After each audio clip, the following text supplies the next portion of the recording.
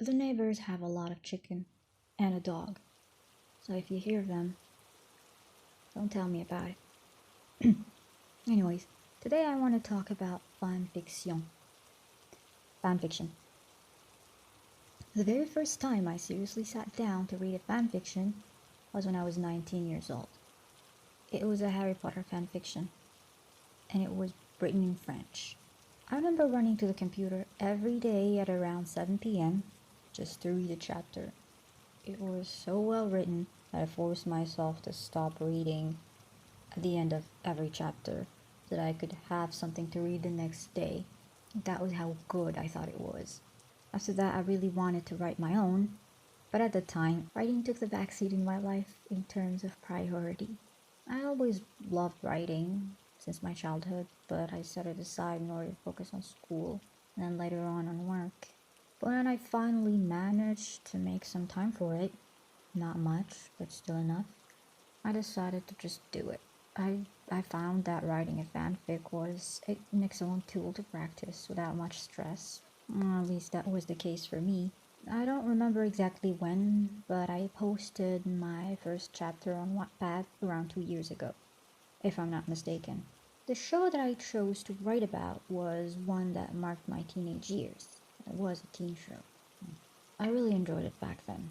And granted, rewatching it now as an adult isn't really the same experience, and I began to notice things that I hadn't before. But it still is a fun experience nonetheless. This TV show is none other than Teen Wolf, the 2011 version of it. The show ended after 6 seasons, with a total of exactly 100 episodes. And although I did like all of them, some more than others, I kind of wanted more. A sort of different ending, if I may say so. That was why I wrote my own ending, my own final season, season 7. Well, there was a movie that came out recently, but I'm not gonna talk about it because at the time when I started writing the fanfiction, the movie wasn't even announced.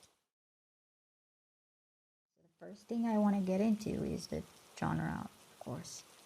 Considering I already expressed that I'm writing my own season 7, it would then be safe to assume that I would go for the same genre as the show originally went with, which were teen, supernatural, urban fantasy, and it had its fair share of violence, gore, death, and tragedy. Romance is definitely part of it, but it wasn't really the primary genre. Moving on to the structure.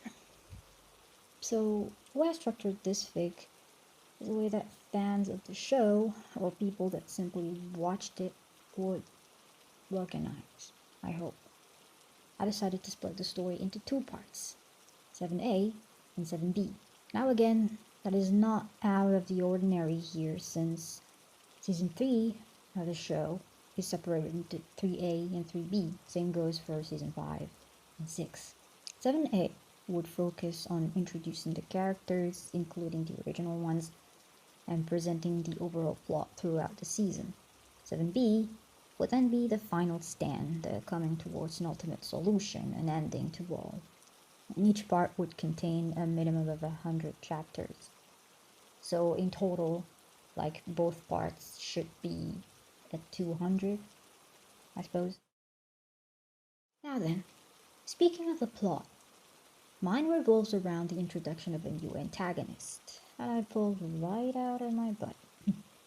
So this character starts showing up around 3 years after the end of season 6, while the characters were still facing residuals of it. That being said, I tried to make it as coherent as possible and faithful to the show, I guess. Meaning it follows the trends or habits that the show had adopted since the beginning.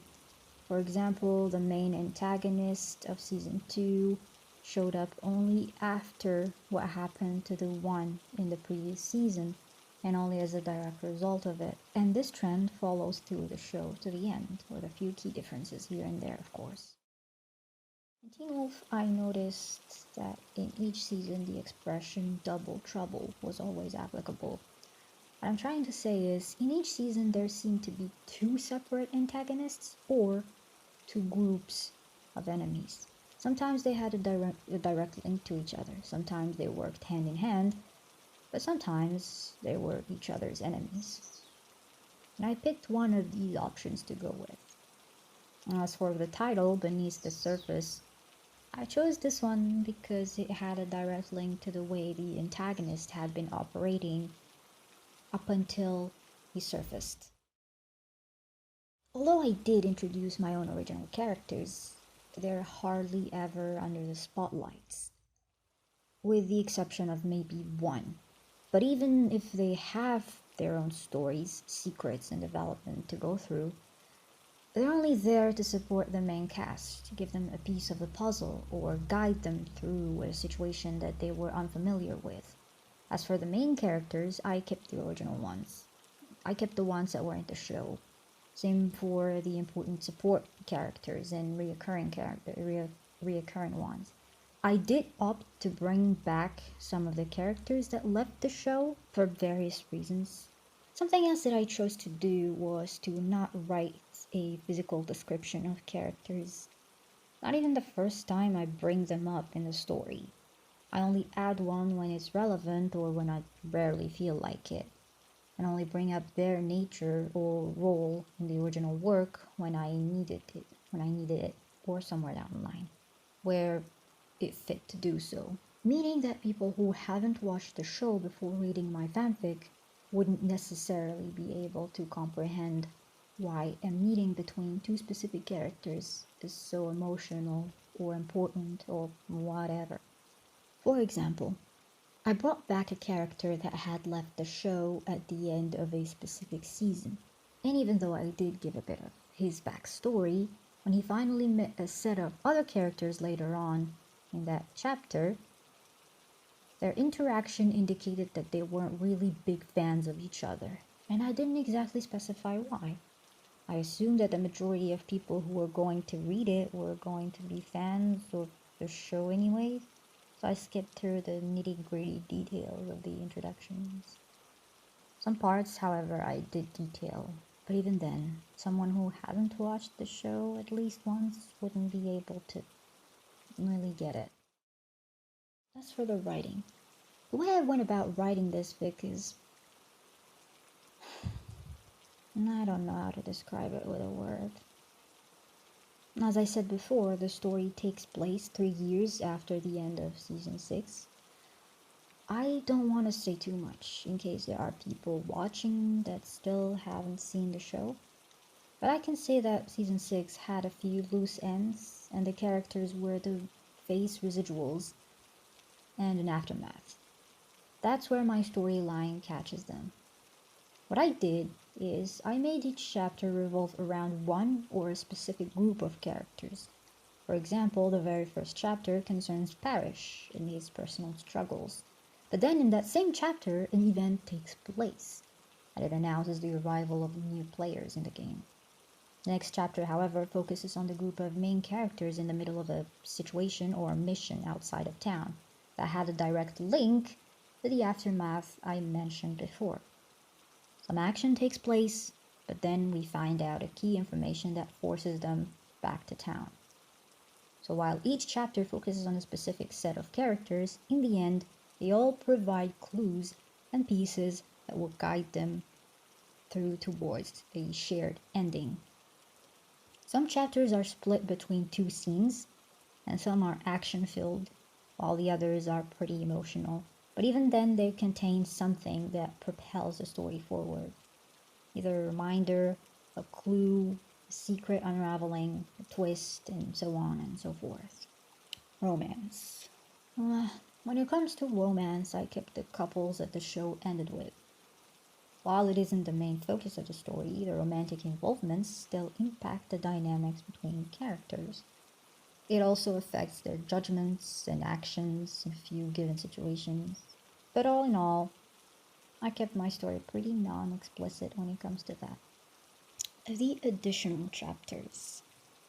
Since it's pretty long fiction that jumps between characters and scenes from one chapter to another, I thought it could get confusing.